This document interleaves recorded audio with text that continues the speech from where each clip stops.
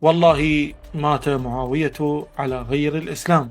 18، لما مات معاوية قال الحسين عليه السلام: قد هلك الطاغية.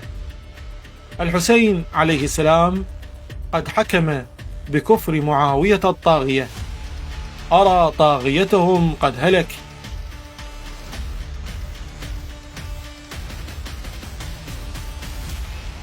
وإن للطاغين لشر مآب، جهنم يصلونها فبئس المهاد.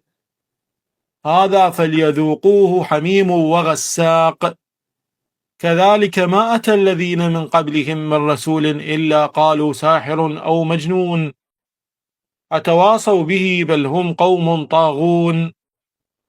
فتول عنهم فما أنت بملوم، إن جهنم كانت مرصادا للطاغين مآبا، لابثين فيها أحقابا، لا يذوقون فيها بردا ولا شرابا إلا حميما وغساقا، جزاء وفاقا.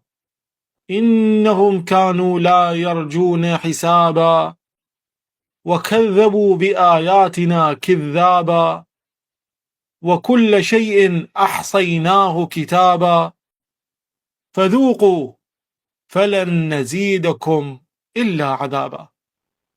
المرجع المهندس الصرخي الحسني.